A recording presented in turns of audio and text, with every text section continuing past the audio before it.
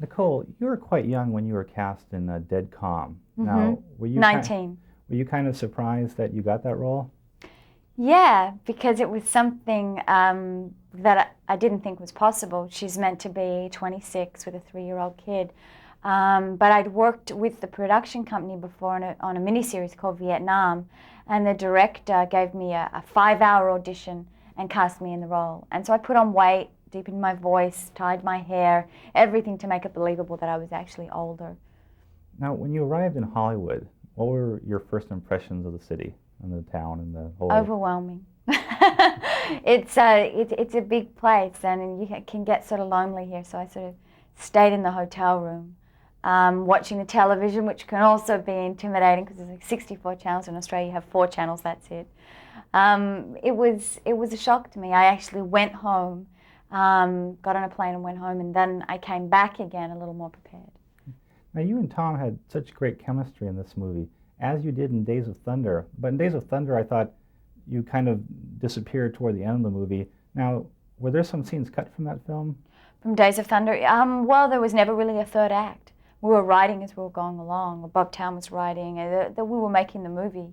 Things had to come out in summer. There was this deadline, so yeah, things were cut. I mean, in this film, I have such a wonderful part. It's one of the best female roles I've read. So I think there's a lot of difference between this and Days of Thunder. Now, do you get the show Happy Days in Australia?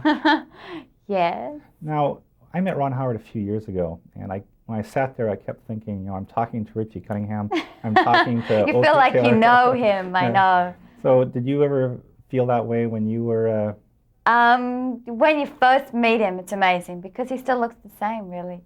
You just realize that this is a very intelligent, very proficient director. I mean, he's unbelievable in that sense. His career, and I think far and away, is no exception in the movies that he's made. He says it's the best movie he's made. I feel obligated to ask a Tom and Nicole question. Now, how was it different working with him on this film as opposed to working with him on Days of Thunder? I think we knew each other, well, definitely we knew each other better for this movie. And we also had parts that we could really get our teeth into. They're such wonderfully funny, complex people. And to see them together and interacting, we had the chance to really create, I think, great characters. How do you deal with the fact that there's always going to be some people who consider you as, Tom Cruise's wife and not look at you as just an actress. How do you handle when people bring up that type of thing? I'm just going to keep working. I mean, it's fine by me. Obviously, I am his wife. I'm not going to deny it. And I'm just going to keep making films. Now, every actor gets bad advice sometimes during their career. Now, what has been the worst advice you've ever received? Not necessarily that you followed, but worst out. Gosh, I don't have a clue. I mean, bad advice. I think you get a lot of advice from a lot of different people, and really you've got to formulate your own opinions. And I realized that at an early age, that it's you that wants to control the career, so that in the end, if it doesn't go the way you want it to go, there's nobody else to blame except yourself. And one last quick question. What was your family's reaction when you left Australia to come to the U.S.?